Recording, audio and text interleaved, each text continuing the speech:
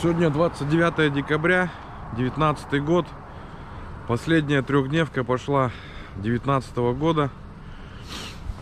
Сегодня я выехал с города Владивостока обратно домой, в город Якутск.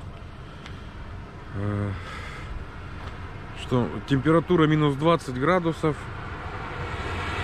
Похолодание везде. По всей Сибири. В Якутии сейчас, в окрестностях Якутска 47-49 сегодня было, туман.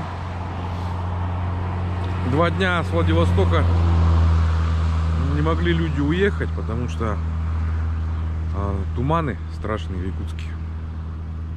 Что я вам хотел сказать-то? Вот у меня 3 дня, получается, этого года. Последние 3 дня, когда я... В этом году моя последняя, крайняя поездка. Хотелось бы подвести итоги года. В этом году у меня большие потери. То есть мало того, что брат у меня умер, любимая тетя тоже покинула свет. 2 моих хороших друга детства тоже до 45-летия не дотянули. У меня только я сейчас немножко, может, даже сматерюсь, да, но у меня единственный вопрос, к правительству нашему, да. За что вы нас уничтожаете? Что мы вам сделали плохого? Голосуем исправно за вас, как всегда, ходим там. За что вы нас убиваете? О каком повышении пенсионного возраста вы можете говорить? Нам пенсию надо платить, по-моему, лет с 15. Я седой, как старик, да, мне 42 года. Я в 19 лет уже начал сидеть. Понимаете? Вот в чем вся трагичная ситуация. И я сейчас смотрю, что...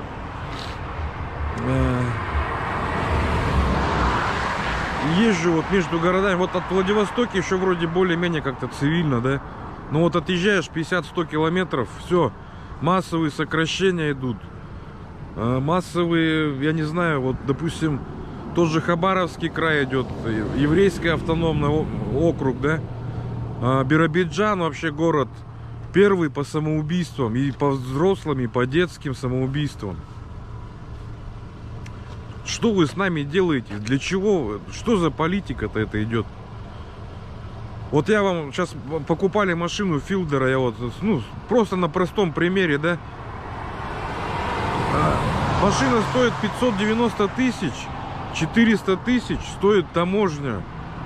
400 тысяч, вы представляете, из этой суммы? Это сколько надо этих Жигулей продать, чтобы заработать 400 тысяч? Сколько? Вы нам дайте хотя бы возможность выбора какого-то, чтобы мы могли выбирать между нормальными машинами и вашими тазами, блядь, говнотазами, блядь. Уже просто злости не хватает, действительно, уже все, хватит над нами издеваться уже. Я вам на полном серьезе уже говорю, вы сейчас людей доведете. У вас последний сейчас шаг остался. Что-нибудь сделайте с таксистами, и вы получите такой бунт. Потому что кроме такси сейчас работы нету у людей, вообще никакой работы. Я вчера буквально читал, в Инстаграме пишут, в Арсеньеве сокращение, да, более 1000 человек. Более 1000 человек, это что? Это город умрет, куда они все пойдут работать? Только криминал, получается, остается. Больше никаких, не даете шансов, никаких нам. Я уже не знаю, просто зла не хватает. Просто не хватает зла уже. Что вы творите с людьми-то?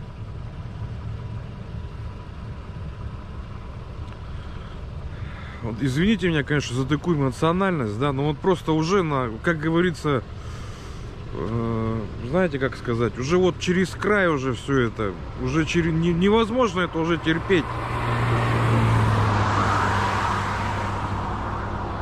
Ладно, продолжим поездку, я вам покажу дальше, что и как живет тут Дальний Восток. Да и вся Сибирь, наверное, так же побирается, так же, как мы все.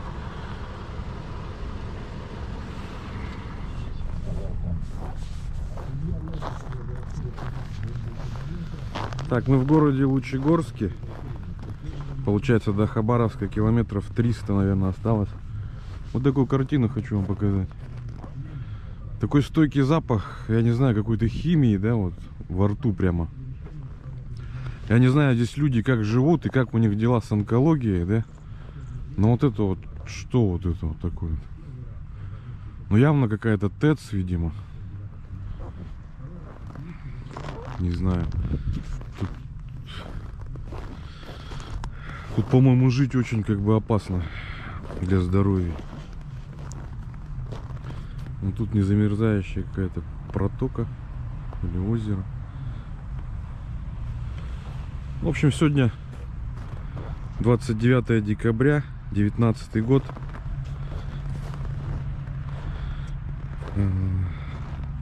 Закрываем этот год этой поездкой. Такая вот картина здесь. Не знаю, но лично я бы, наверное, не хотел жить в Лучегорске. Полная, как бы, по-моему, тут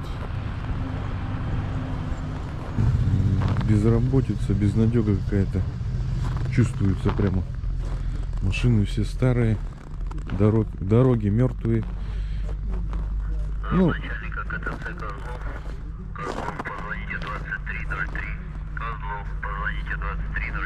Козлов, позвоните 2303. Едем дальше, до Хабаровска осталось маленько. Там мне надо встретиться тоже по работе и ехать дальше. Так, здравствуйте. Ну, сегодня вот у нас 29 декабря, вечер. Добрались мы до поселок, наверное, городского типа, а может город Новобурейский. Знаменитая стела, Москва, Владивосток.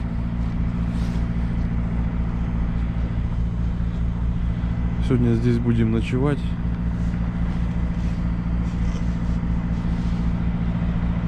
Температура на улице 23 градуса, уже холодает. Что я сегодня хотел вам сказать?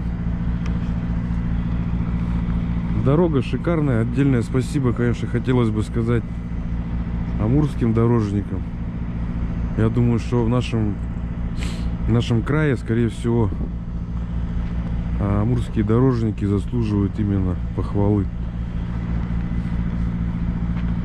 Потому что работают они, как говорится, нормально.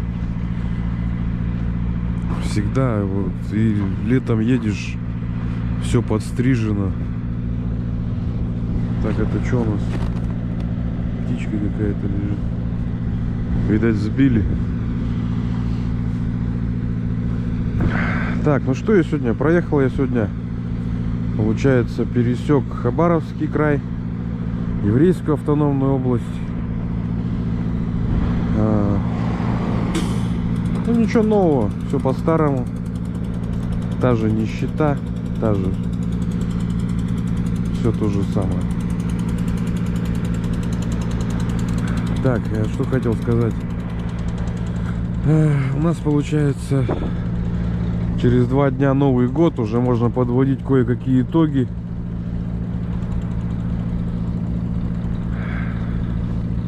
Итоги 2019 года. В целом, наверное, для страны год прошел более-менее спокойно. Ну, не считая, конечно, митингов и забастовок, посадок, репрессий вот этих вот. Хотелось бы еще раз, конечно, обратиться к правительству. Вы нас-то совсем за дураков не держите. Мы все знаем прекрасно, где у кого недвижимость, у кого где дети учатся. Вы не думайте, что мы совсем конченые идиоты, сидим и думаем, что вы у нас такие патриоты. Вот у нас патриот в этом году, на 84-м году умер Юрий Лужков, мэр Москвы, умер в Мюнхене, Германии. На плановой операции, получается, был. Приехал с Англии.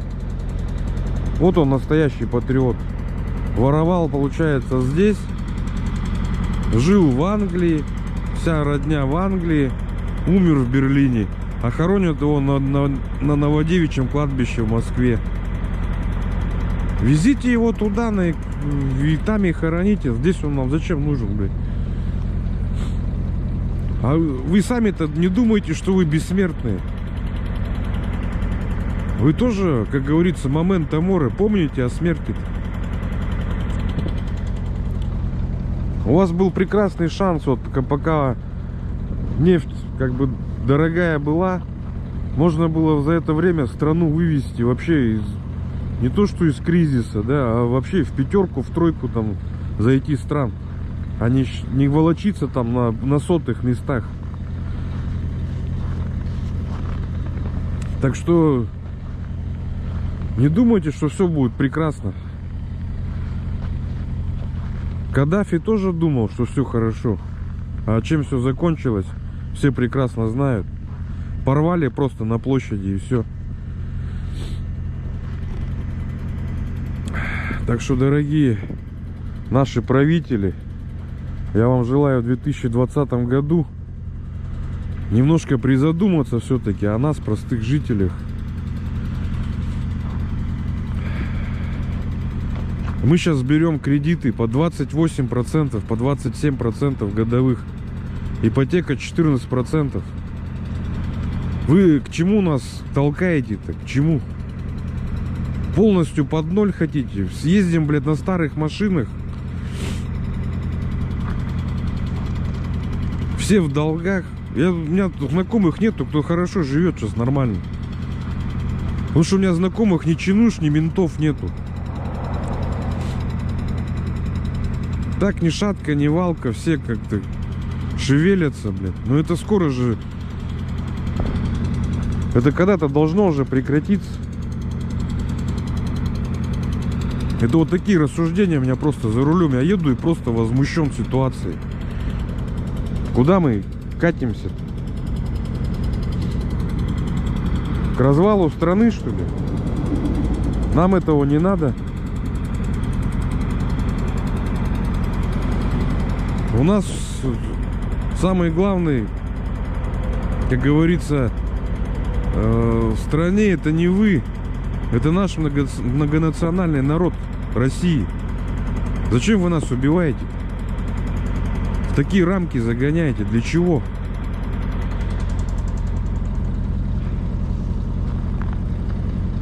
Еще храмов понастроили, там молитесь. Не отмолитесь никогда от этого. Ну все, всем желаю, простым россиянам, удачного Нового года. Не болейте, следите за своим здоровьем. Максимально боритесь за свои права. Ну, хотя, конечно, это не получится, но старайтесь хотя бы это делать. Все, молчать нельзя уже, все. Домолчались. Так, здравствуйте, сегодня 30 декабря 2019 год, Амурская область. Проехали город Циолковский. Это вот где космодром Восточный разворовывают.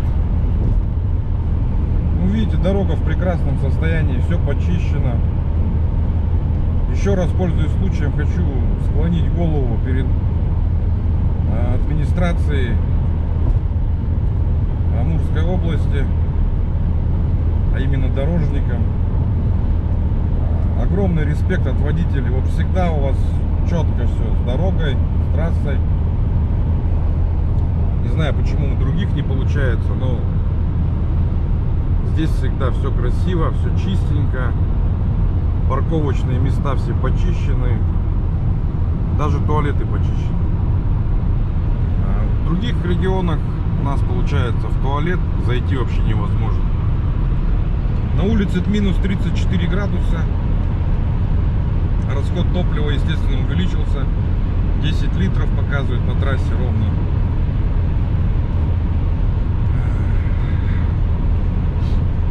До дома нам осталось, до развилки, километров, наверное, в районе 400. До развилки, я имею в виду Большой Невер, Якутск. И уже оттуда 1170 километров до города Якутска. Так, получается, остается мне на дорогу 2 дня. Но 31-го я планирую оказаться дома, потому что продукты все у меня, свежие фрукты. Ну, естественно, все, конечно, все китайское. Я не знаю, если бы у нас соседей не было Японии и Китая, что бы мы тут ели и во что одевались, наверное, уже лапти вязали бы, наверное. Потому что какие-то итальянские бренды, ну, не каждой семье по карману.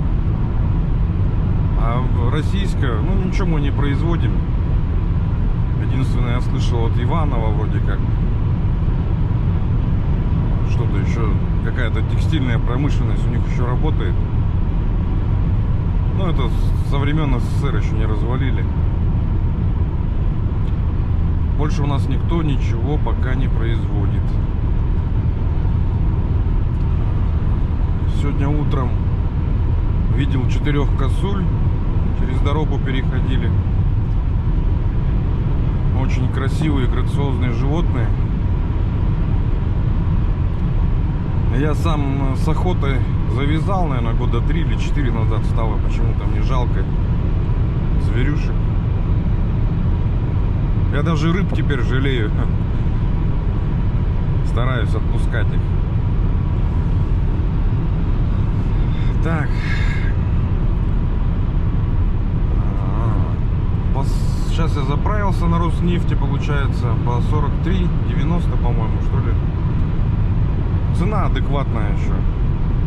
Скоро эта сказочка закончится и будем заправляться по 56 рублей. Непонятно, каким качеством бензин. В окрестностях Якутска также стоит туман. Очень холодно. 47-49 градусов. Ну, даже вот для Амурской области 34-35 градусов это тоже, ну, холодно для них.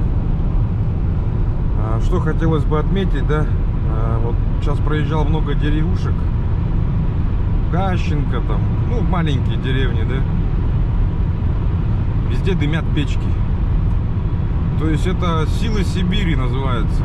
Силы Сибири. Продаем Китаю газ, а сами сидим на дровах. Вот это наша политика.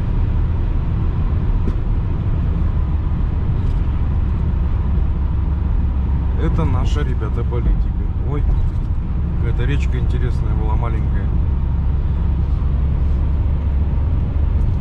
Природа, конечно, красотища здесь.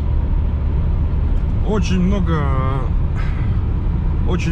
лесовозов идет в сторону Китая. Ну, понятно, что продаем Китай, потому что никаких деревообрабатывающих заводов у нас нету. А потом у них все покупаем, готовую продукцию. Я как-то ездил в Китай. Мы с братом ездили, делали зубы, вставляли зубы. В Якутске, допустим, на первом сеансе врач мне насчитал 90 с чем-то тысяч. Я ушел после этого, конечно. Я себе такое позволить не могу. И мы ездили в Уссурийск, Уссурийско-пограничный, там перебрались в город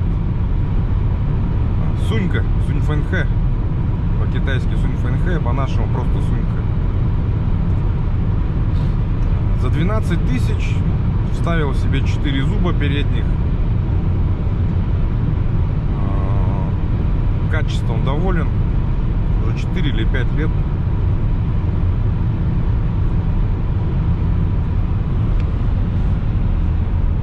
Так что, если кто-то, допустим, страдает. А я смотрю, у многих россиян с зубами проблемы.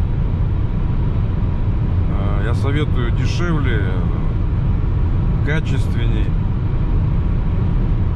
ну и лучше, безопаснее, мне кажется, все-таки съездить в Китайскую Народную Республику и сделать зубы там. То есть там на выбор предлагается немецкие, японские, ну вот эти импланты, да. У нас в России не предлагается ничего, то есть даже не обговаривается это. У них один вариант, не знаю из чего.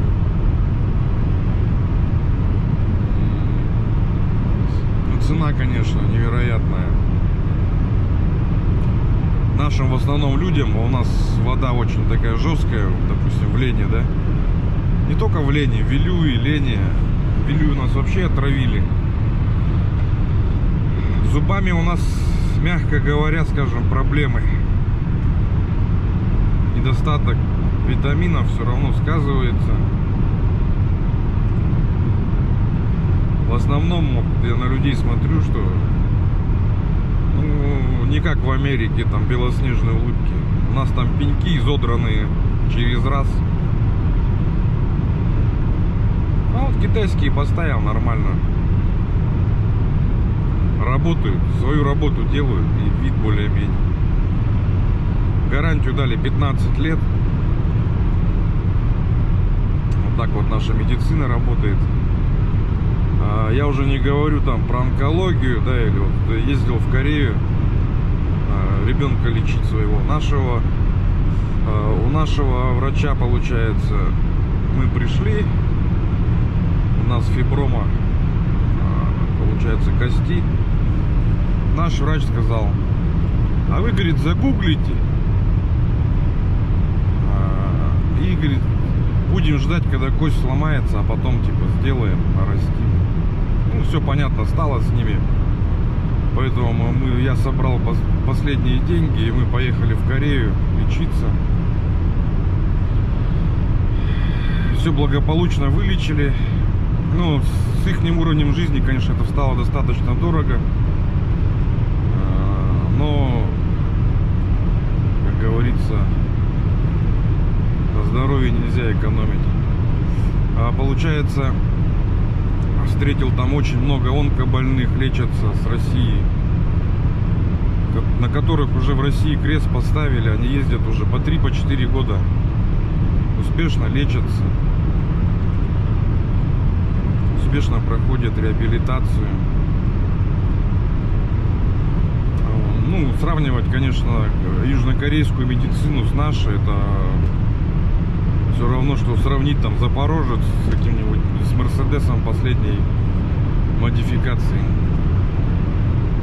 Примерно такое сравнение будет.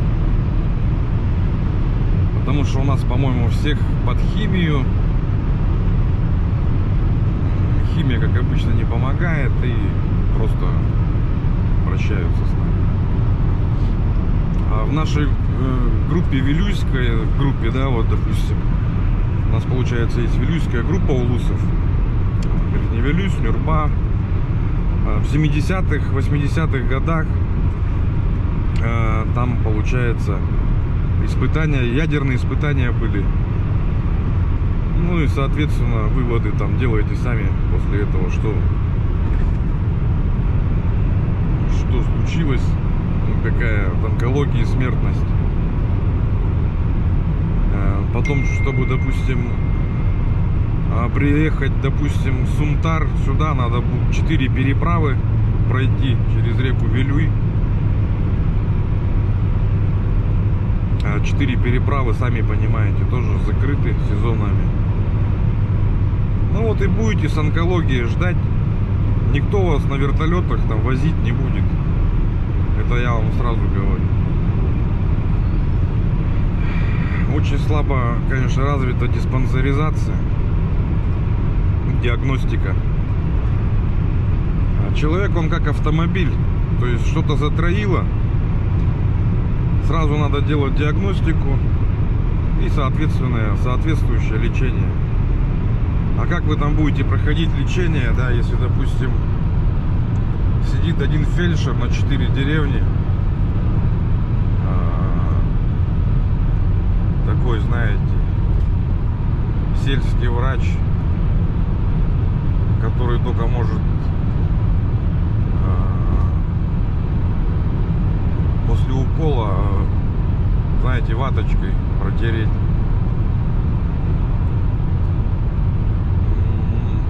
А сейчас с Нового года оптимизация будет. Оптимизация по-единороссовски. То есть всех опять уволят. Снижение зарплаты будет очередное.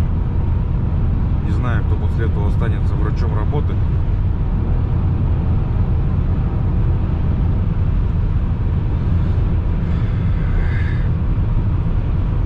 Я вот что в новом году хочу пожелать еще жителям Якутии нашим, да, вот. С других регионов люди, которые особенно западных, вот смотрят, да, и, наверное, мне кажется, у них такое представление, что мы все время что-то танцуем и бьем в бубны при любом, как говорится, мне так грустно, что хочется танцевать, да. Вот мы себе сами такое поставили, сами такое клеймо поставили. Мы что везде в этих мехах, да, прыгаем с бубнами, да с хамусами. Понятно, что мы храним свои традиции, да, но зачем везде это пихать? Поэтому они про нас и как бы думают, да, что они там, ну, попрыгают, да успокоятся. Поэтому я все-таки думаю, что надо каких-то, может, ряд требований уже нашему правительству. Ну, хотя тоже единорос у нас. Но вряд ли он пойдет там против своего начальника, да. Наш Айсен Сергеевич, который владеет рядом банков.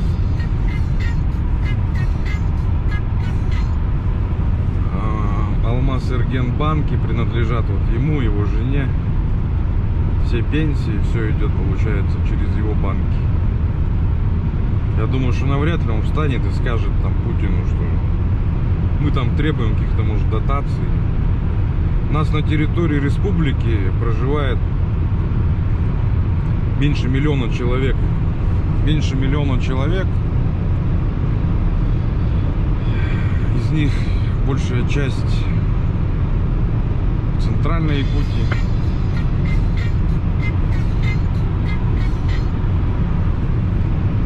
Ну и в северных арктических улусах тоже у нас много народу живет. Я уже вам говорил про сложности в наших, как сказать, сложность в транспортной нашей проблемах. Очень все дорого, при нынешних зарплатах вообще куда-то лететь, да, там, а тем более, допустим, если вы хотите попасть за границу, вы должны будете вначале добраться до Якутска за 30 тысяч, с Якутска до Москвы там за 20 тысяч, да, и потом с Москвы куда-то. Но это умножьте все на семью, и вы получите то, что вы никуда никогда не поедете. Будете торчать у себя на севере и молчать. Вы не думайте, что я вот такой пессимист, как бы, да, вот ною что-то, да. Ну да, ну у меня сейчас такое настроение, как бы, я сам по жизни, я всегда был оптимистом. Ну вот ровно до тех пор, пока я не начал вот терять друзей один за одним прямо вот. Умирают и все, ну просто уже невозможно. Это невозможно уже терпеть. А те, кто не умер, как бы влачат, знаете, какое существование, знаете, вот от зарплаты до зарплаты, от банка к банку. И все. Но есть пару людей, которые чуть-чуть приподнялись, ну, а они здесь уже давно не живут.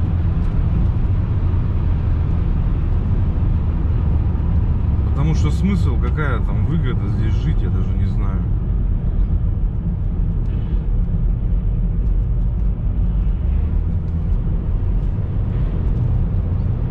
Все очень тяжело. Тяжело это все дается нам. Вы должны понимать, что нас вот, допустим, начиная, допустим, от Читы, да, нас тут живет-то сколько от силы? Миллионов 5, 6, 7, может быть.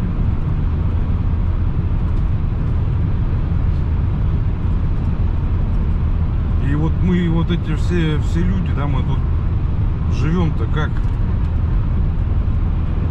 Ничего нету, понимаете? Ничего нету.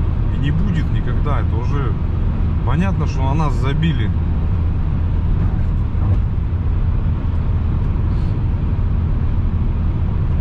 На нас давно забили и не собираются что-то менять вообще. Все их устраивает. Их все устраивает. Деньги идут.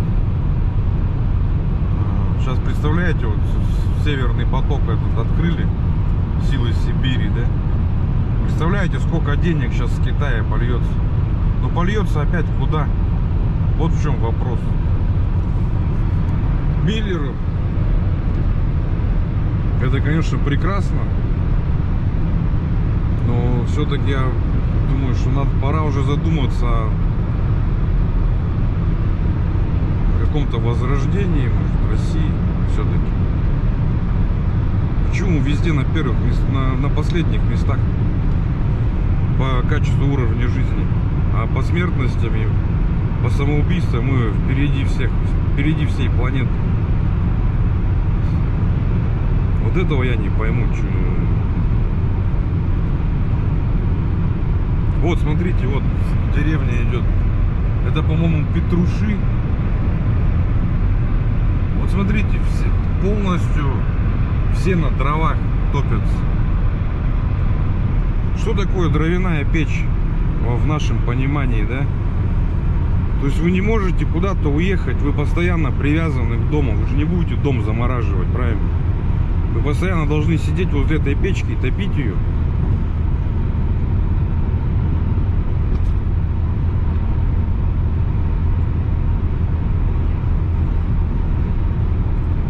Дрова нам пилить нельзя, грибы собирать нельзя, рыбачить нельзя. Ну да, это Петруши базисные. Вот уже там полдеревни заброшенные, все уже, заколоченные дома. Ну это людям, кому повезло, куда есть, куда уехать, у кого какие-то родственники, может, там, я не знаю, их-нибудь Белгородской области там или еще где-то.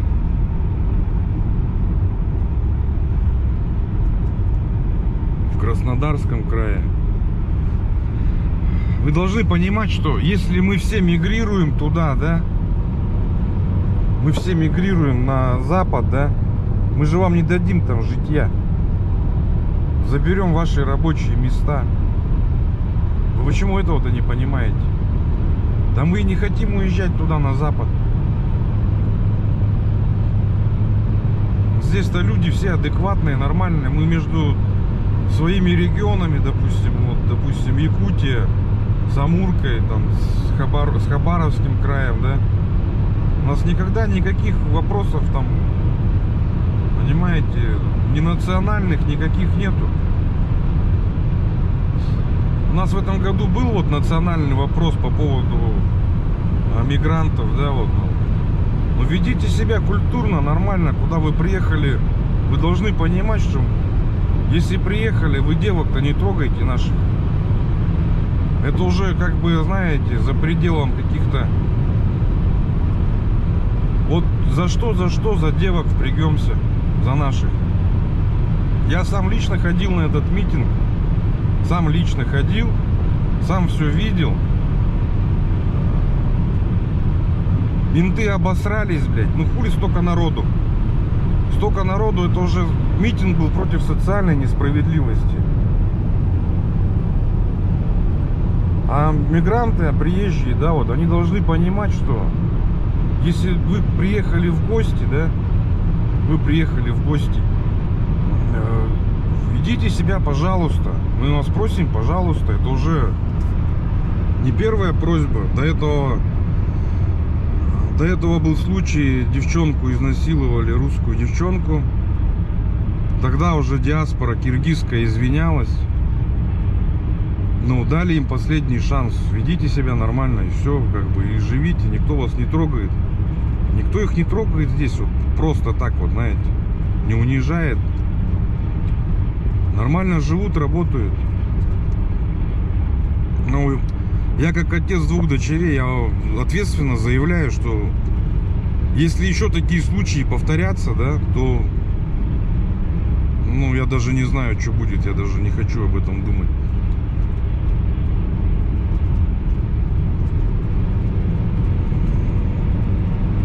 Так что это вот повод диаспорам. Соберитесь там у себя, ну, как бы свои, у вас же есть вот мечети, да, там, куда вы молитесь, объявите там, что нельзя так делать. Мы этого так не оставим. Поэтому что еще у нас в этом году такого резонансного произошло? Ну, это, конечно, шаман Александр Габышев. Я его полностью поддерживаю, да, тем более это желание любого человека, то есть идти куда он хочет, правильно? У нас же пока свободная страна. Ну, идет изгонять, да пускай идет.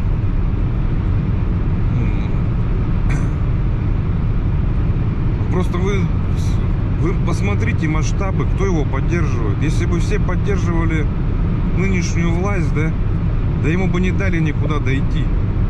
Его бы забили бы палками там возле первой же деревни, понимаете? Народ уже просто на грани находится. Они уже не знают, кому верить, за кем пойти. Нету лидера. Уже готовы были за... Ну, чудаковатый, конечно, мужичок, да, вот Александр, да?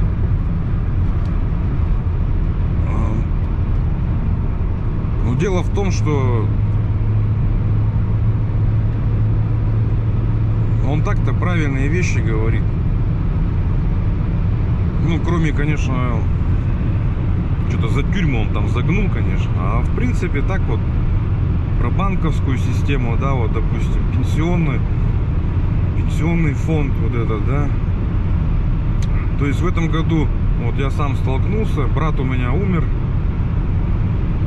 В пенсионном фонде на погребение дали 6 тысяч рублей. Все. То есть то, что он всю жизнь вот горбатился, ИП платил, он заработал 6 тысяч за свою жизнь. Это как бы, я не знаю, ну просто, по-моему, это вообще уже что-то. У нас просто яму вырыть стоит 12 тысяч. А на все проходит, на все про все, да, вот сейчас вот очень развиты ритуальные наши услуги, да, потому что народ умирает массово. И это, конечно, очень выгодный бизнес, что люди от горя приходят там в первую папашу, сколько им сказали, они там не торгуются, ничего, просто отдали и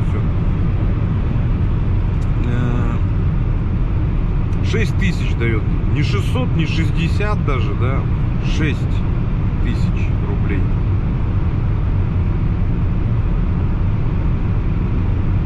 Вот так вот.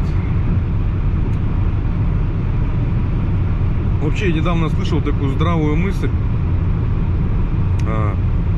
Человек посчитал, что если бы он просто открыл счет в банке и до 55 лет бы откладывал, ну, вот эти накопления, которые он бы получал в месяц не меньше там 60-80 тысяч. И это еще с учетом того, что в случае его смерти все переходит наследникам. То есть почему мы должны работать, а потом дарить это все кому-то? Государству, которое о нас не заботится. Почему мы должны дарить им? Это все довольно-таки очень странно. Вот вы говорите, банковская система у нас несовершенна, да? Ну так разгоните эти пенсионные вот эти фонды, да, все вот эти дворцы. Просто человек открывает счет, идет на работу, и работодатель перечисляет на его счет, на замороженный его счет, а счет заморожен, допустим, до 55 лет, эти деньги. И не надо будет никому вот этой армии нахлебников, вот этих пенсионных, платить там что-то, понимаете? Если вы нам заявляете, что не справляется пенсионная, ну как бы пенсионная реформа не получилась, уже не справляется, так разгоните всех, да и все. Откроем эти счета, пускай банки зарабатывают деньги.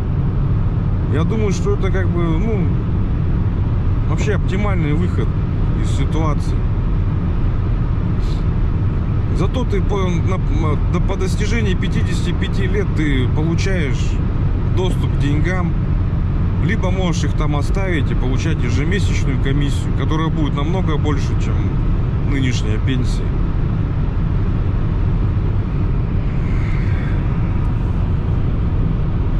Это, конечно, обман государства такой вот, это вообще ужас просто.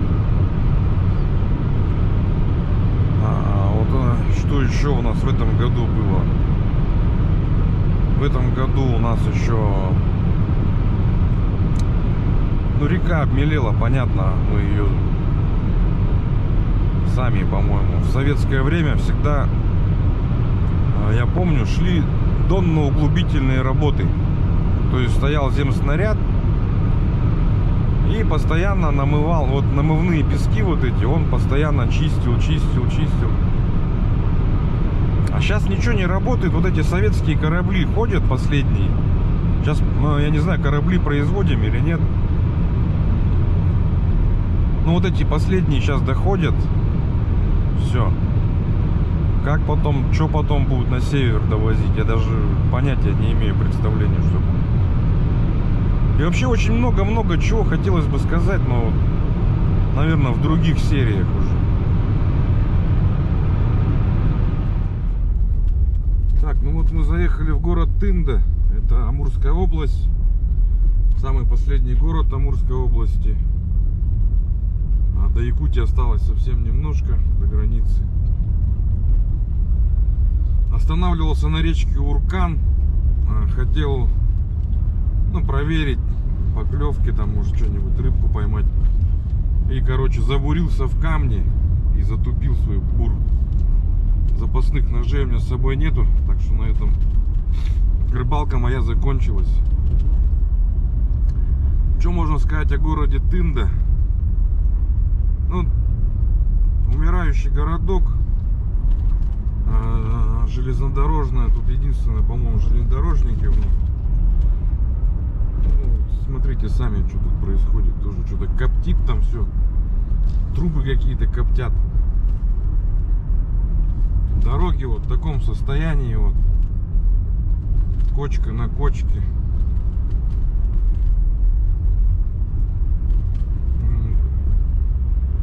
Ну, сам город так не маленький, как бы, довольно-таки, вот дома там большие стоят. Вот тут такая железнодорожная развязочка.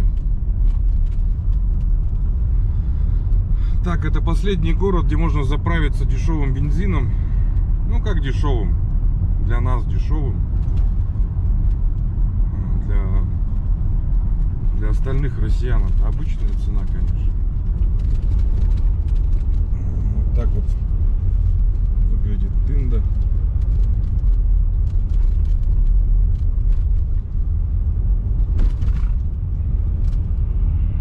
Дороги просто страшные. Вот этот мостик, по-моему, скоро развалится. Что-то он совсем уже... Тут по нему большегрузная техника проходит.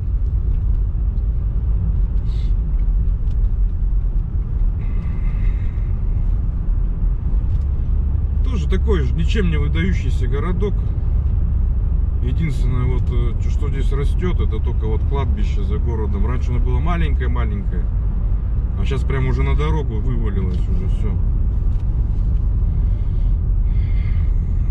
вон, смотрите, будочка такая стоит для гаишника. Как в советское время. Ну, это и есть советское время. Будочка. Время тут остановилось, по-моему. С советских времен, не знаю, тут хоть один дом построили или нет. Тоже, вон, смотрите, печки дымят. Ну, все как везде, короче. Также понаставили камер тут везде. 40 километров ограничения.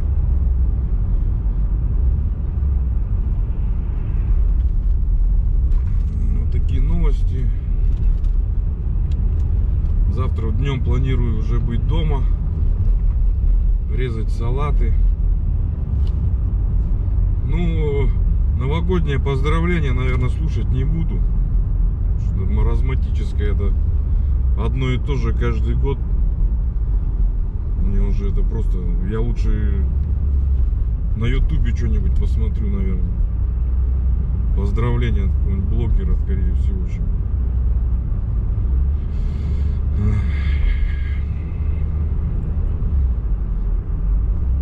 Ну все, мы сейчас покидаем комфортную для нас погоду. Вот что-то лезет куда-то. Температура минус 28 градусов. Пришел мне штраф с еврейской автономной области. Ну, там они совсем что-то со своими штрафами, они там везде, эти камеры. Так, вот ННК, последняя заправка. Крайняя самая. Поэтому вот так вот будем, наверное, прощаться. И вон там вот есть бурятская кухня. Сейчас поедим. Дальше кушать негде. Ну вот мы приехали, пересекаем границу Амурской области и нашей республики Саха-Якутия. Но вот эта вот вывеска, по-моему, о многом говорит. Я не знаю, как будто в какую-то деревню заезжаем. Ну, неужели это вот лицо нашей республики? Страшный ветер. Красивое небо, но здесь всегда ветер.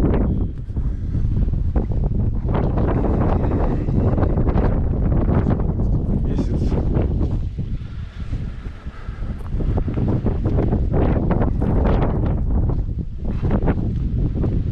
Здесь вы видите звездное очень небо сегодня.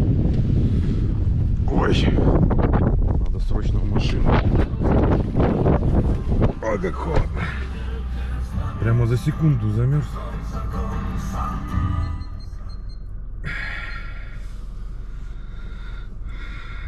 Ну вот, ребята, что вы можете сказать по этой вывеске?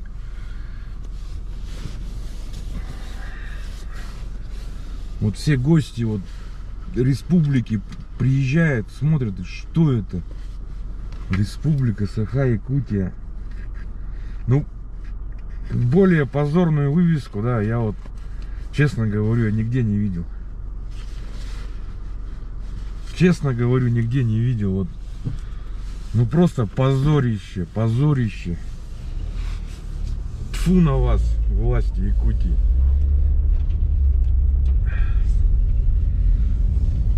Хотел постоять, поснимать, но уже стемнело. Тут очень красивый вид.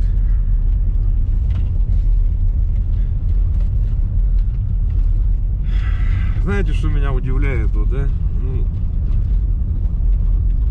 очень много говорят о туризме, а сами, как говорится, срем в деревянные туалетах, на улицу ходим. Какой туризм? Это позорище вообще для республики.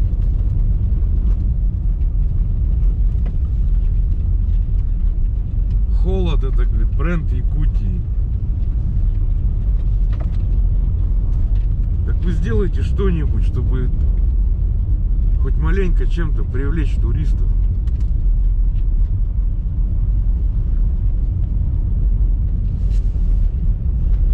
У меня приезжали друзья, вот, я не знаю, года 2 назад, наверное.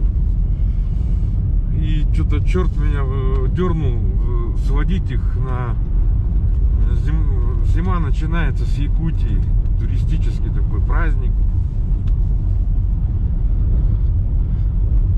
Начали строгать рыбу.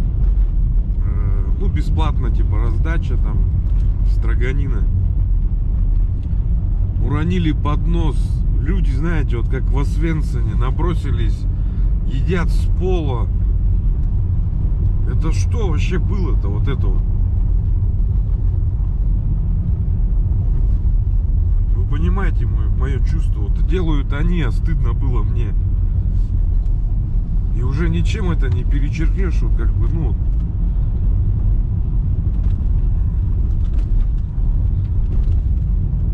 Никакого у нас туристического, то есть, мне кажется, забыть надо это направление туристическое.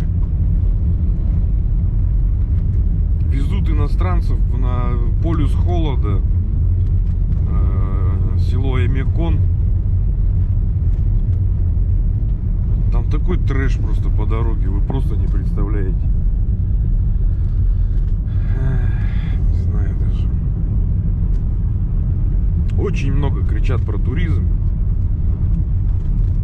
но ничего не хотят делать для этого. Абсолютно ничего не хотят делать, но хотят, чтобы туристы приезжали. Вот такие дела. До Якутска осталось 900 километров. Завтра планирую днем уже быть дома. Маленько вам сниму про Якутск. Там снимать хотя нечего. Покажу вам, как мы живем. А живем мы, ну, если честно, ну, так себе.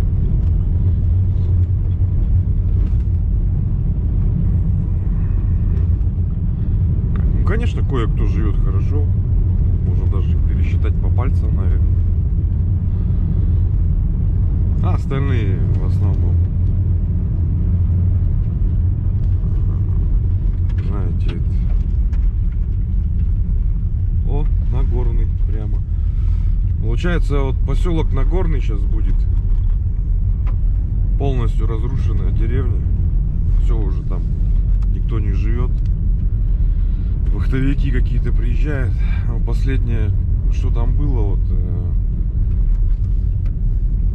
Медведь разобрал крышу и скушал бабушку.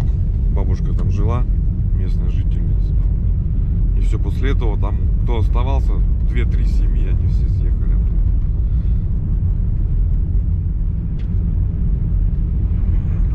Больше ничего я про Нагорный не слышал. Раньше была заправка там. Сейчас ничего нет. Сейчас я включусь, вам покажу. Вот у нас поселок Нагорный начинается. Здесь раньше была заправка. Довольно-таки как бы процветающая в свое время деревенька была. Золотишко мыли здесь. Сейчас вы увидите, что во что это все превратилось. Вон даже свет горит, но, видать, вахтовики там жили. Вот здесь вот слева дом, где бабушку съели. Медведь съел. Здесь у них красивейшая река протекает. Мы на ней как-то рыбачили. Она мелкая такая, но рыба есть тут. Хариусов мы ловили с братом вот по осени. Все, нету деревни.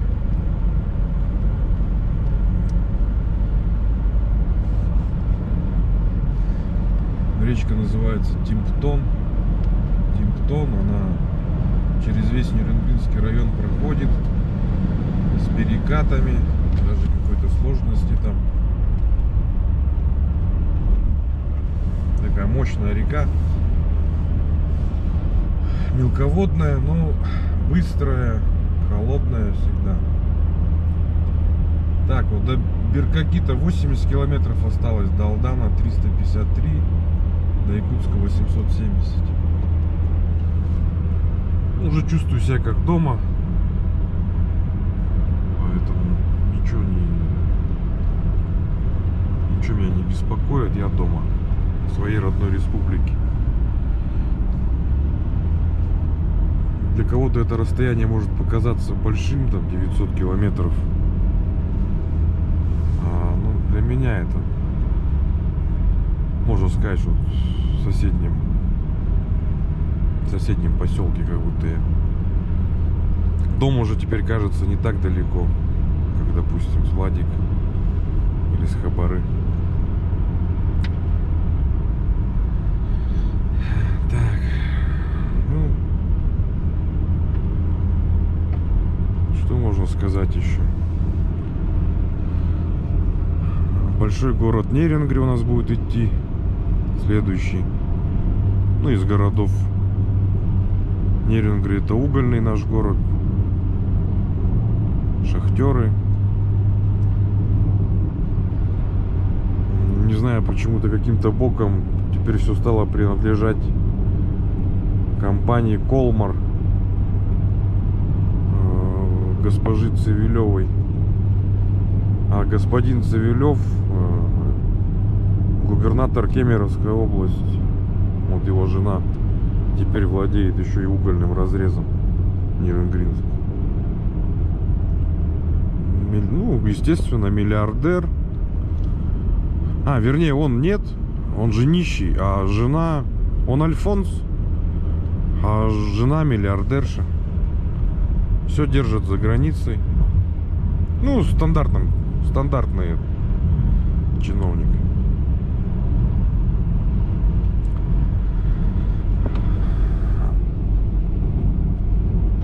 Ну, вроде бы пока все. Ну вот, дорогие друзья, получается, мы с вами добрались, проехали город Томот. Это Южная Якутия. Температура минус 34 градуса здесь. До города осталось 420 километров. До города Якутска. Ночью был снежок такой неприятный, поэтому было решение остановиться от греха подальше. Я хочу вот призвать тех, кто первый раз едет в Якутию, да, на автомобиле. Будьте, пожалуйста, предельно внимательны, потому что я вот вчера за ночь встретил, наверное, пару машин только навстречу прошло. То есть, если вдруг что-то случится, да, конечно, помогут, да, но, видите, ситуации бывают разные, что может и, допустим, час на трассе простоять, это уже может чревато закончиться, если, допустим, у вас машина заглохнет. Одного часа или двух, да, хватит, чтобы минимум отморозить себе что-нибудь. Разжечь лес, я не знаю, сейчас будет, конечно, очень проблематично. Если только разжечь его из машины, костер. Так, ну вот, любуйтесь. Якутия у нас, конечно, уникально красиво. Ну, там, где не ступала нога человека.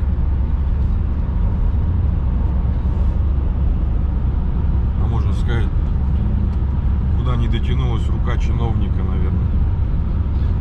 Потому что у нас люди все равно стараются в гармонии с природой жить. Не сорить, не жечь. Ну вот, конечно, куда добираются наши чиновники, там все вырубается, все уничтожается. Звери бегут. В этом районе очень много у нас медведей. Нерюнгринский, Алданский район. Здесь у нас обитает бурый медведь. Сегодня 31 декабря. Последний день 2019 года. Завтра уже проснемся все в новом 2020 году. Что хотелось пожелать вам, да, в этом в этом 2020 году, ну, наверное, каких-то перемен все-таки нужны перемены.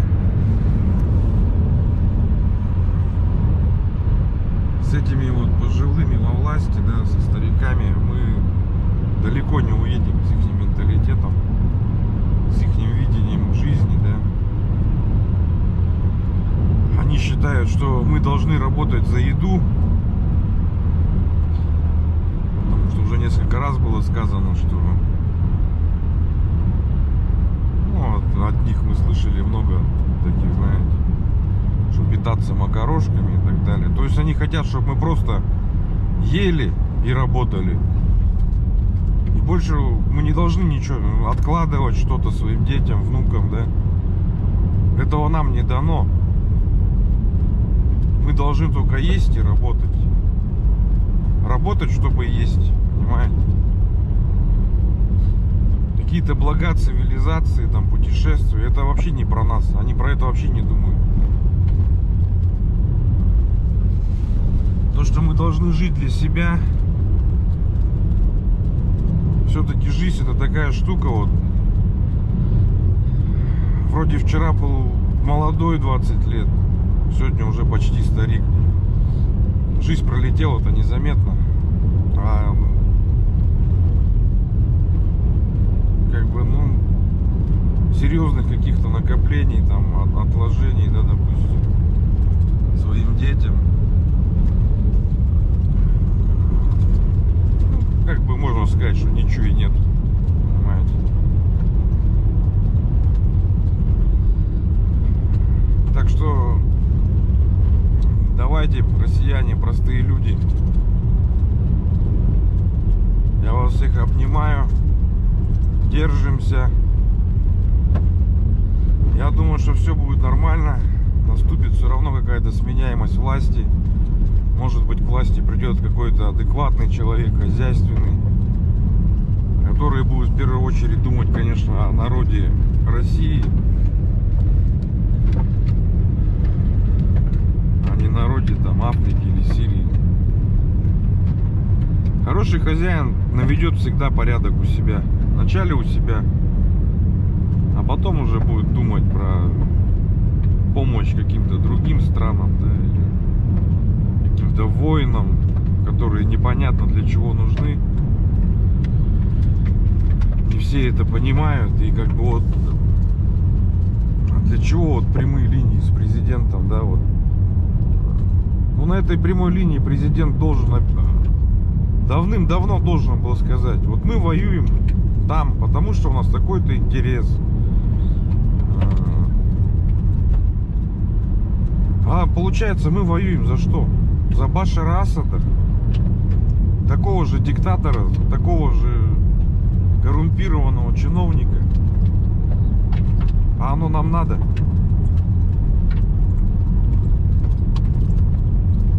Украинцы нашего, да, молодцы, братья. Я вот как бы вообще восхищен вами. Ну, вот взяли, собрались и сменили власть.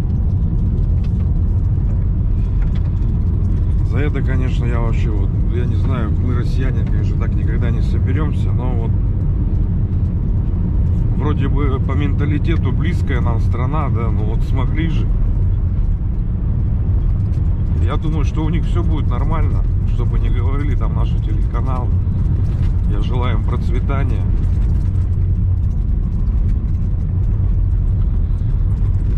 Я желаю, чтобы они в 2020 год заходили с гордо поднятой головой. Все-таки второй президент сменился за, ну, как бы за 5 лет, за пятилетку, да, это молодой, консервативный сейчас пришел нормальный мужик, мне кажется, он Зеленский.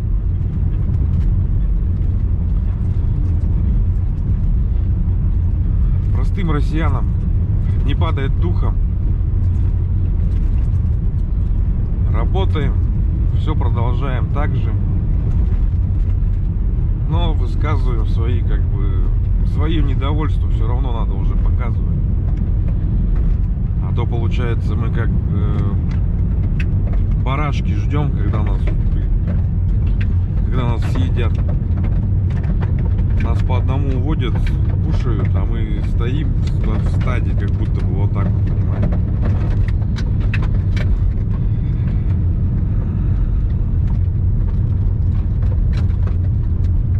Я думаю, что вот 2020 год, да, будет каким-то годом переломным. Каких-то, ну, в первую очередь в политике, я думаю, какие-то сдвиги все равно будут. Так что ждем, посмотрим, жизнь покажет. Год високосный. Так что берегите себя, пожалуйста. Не болейте, крепкого здоровья, удачи, успехов.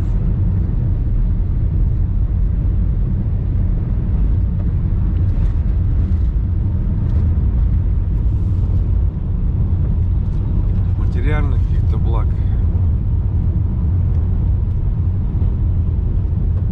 Ну и всего только наилучшего. Спасибо большое.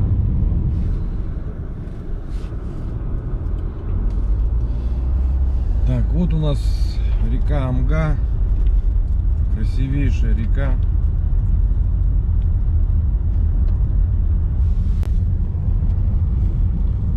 Вид, конечно, шикарный здесь летом.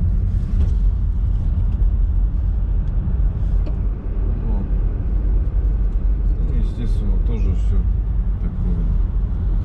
Сама деревня уже ее практически как таковой, можно сказать, нет.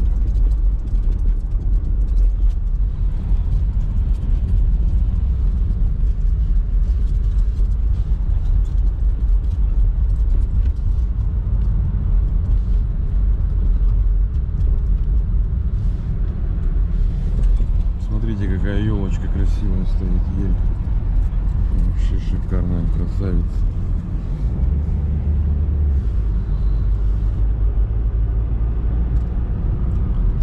Что-то я все о плохом, да о плохом. Конечно, есть что-то хорошее, да, но этого хорошего так мало. И это все так на таком негативном фоне. Ну, то, что вот у нас наша женщина мэр выиграла единороссов, да, это, конечно, вообще подарок для Якутска. Молодец, вот сама себя, человек сделал сам себя. То есть, делает вроде бы как обычные вещи, но они настолько уже считаются для нас какими-то чудесами какими-то, да, там распродала джипы, да. Да я бы давно всех чиновников пересадил на эти Жигули, пока они нормальные машины не будут делать. Вот заставил бы их ездить на Жигулях. Это мое первое было бы решение себя, ну был бы там главой какой-нибудь телереспублики или, не дай бог, там страны.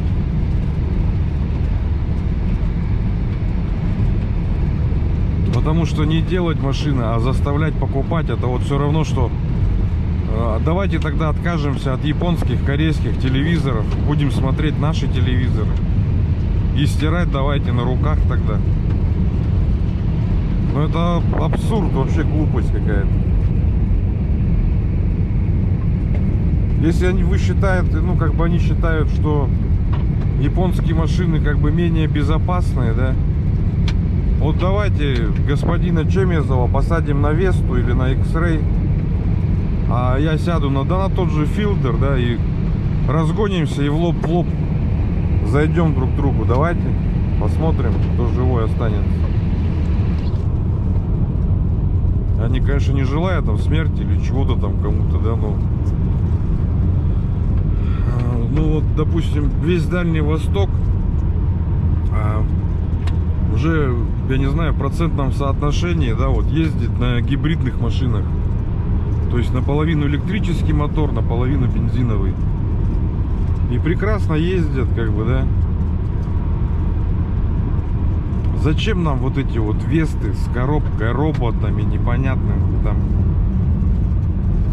ненадежная вот техника настолько, что уже я вот на территории, допустим, Дальнего Востока, да, вот один раз на рынке видел, стояла Веста такого неприятного оранжевого цвета. Такая нелепость, мерзость. И цена у нее была 700 тысяч. Ходили все, плевались, смотрели на нее. Ну, представьте сами, 700 тысяч отдать за ладу, за деревяшку эту.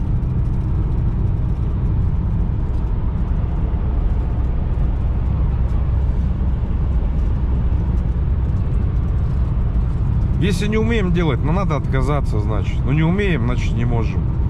Вливать постоянно туда по 50, по 100 миллиардов, мне кажется, это вообще бессмысленная трата и денег, и всего. Ну, если не можем, просто надо признаться себе, что, ну, не смогли. Зато мы ракеты, танки делаем, да? Ну и просто отказаться. Отменить эти таможенные пошлины. Ну, люди, покупайте. Мы вам хотим жизнь облегчить, да, вот. Покупайте там без таможенных вот этих вот поборов, да.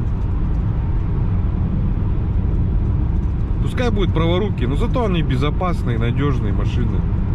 Экономичные, то есть воздух сильно не портит. Да если бы не было этих таможенных, да уже бы все бы ездили на свежих машинах, никто бы тут не пердел, не кряхтел вот этими выхлопами страшными.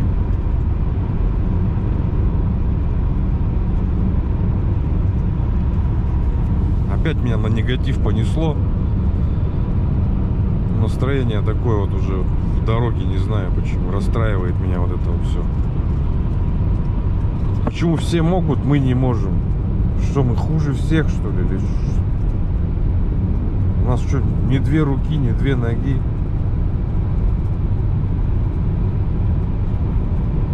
Ну а если не можем, что, у нас головы нету, отказаться? Не можем, разгоните всех. И все.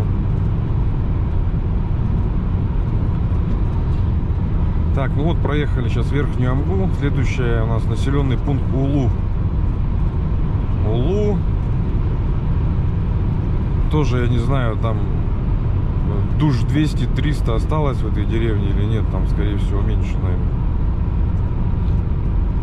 И чем они там занимаются, я вообще даже представления не имею. Что там вообще можно делать в этом Улу.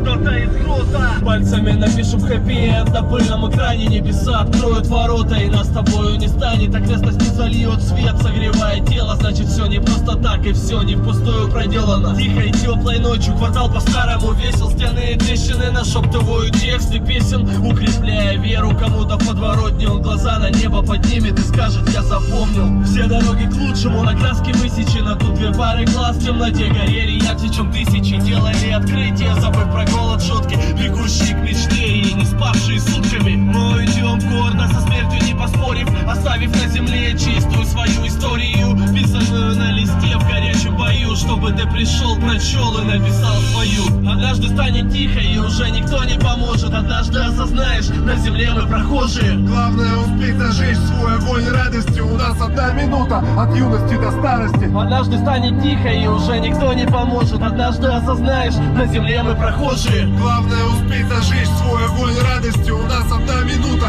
от юности до старости. Эти полубараки сказочно богаты, ведь история пишется на стене ключами от хаты. Там ночами нас мечта прожигала насквозь, и все, что было нацарапано, непременно сбылось. В будущем ученые перевернут основы, когда эти письмена на плитах будут расшифрованы. В мертвом городе на берегу пологом скажут: так наши предки напрямую говорили с Богом. Так же, как и с нами, что тут... Так, ну, дорогие мои друзья, новые и старые, да, я заканчиваю. До города Якутска осталось около 130 километров. Я заканчиваю на этом свою первую серию. Думаю, что немного, наверное, нашлось тех, кто выдержал мое нытье.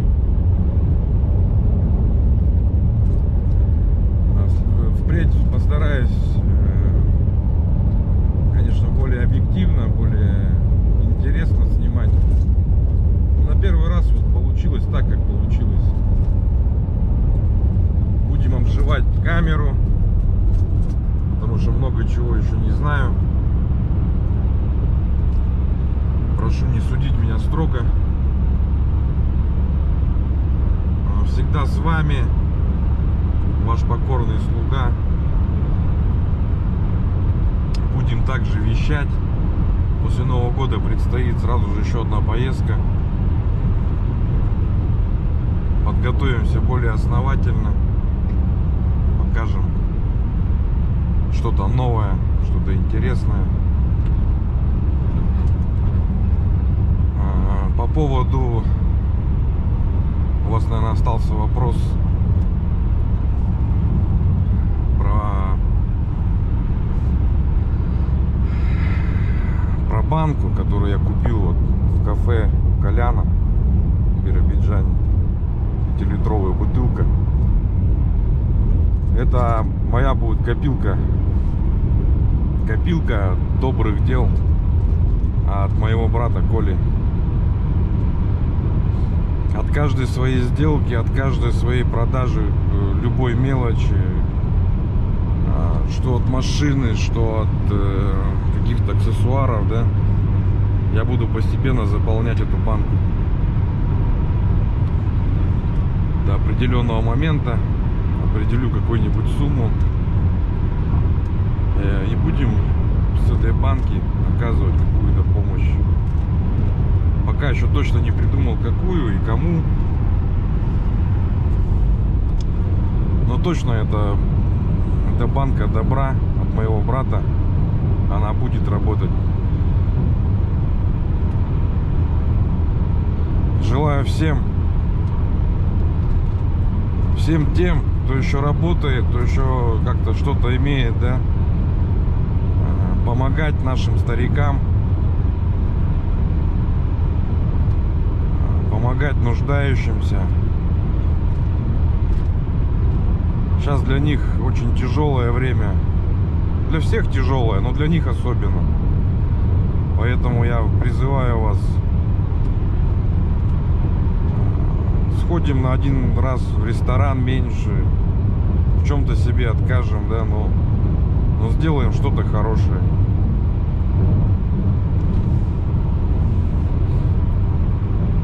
Люди и так в депрессии находятся, да, но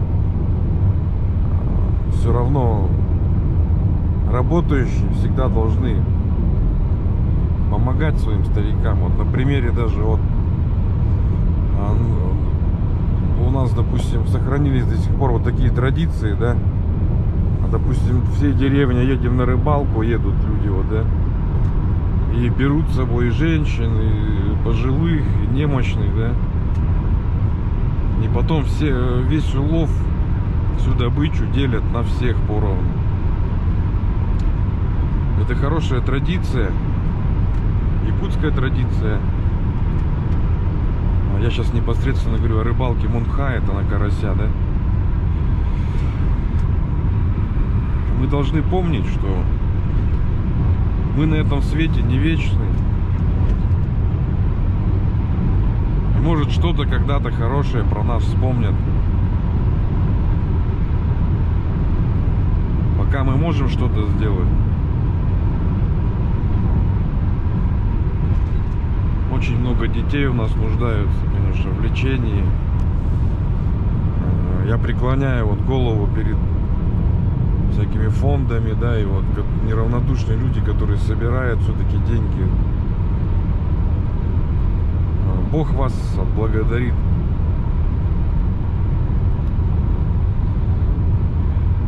Поэтому, друзья, ну увидимся в следующей уже серии. И уже в 2020 году. Будьте счастливы.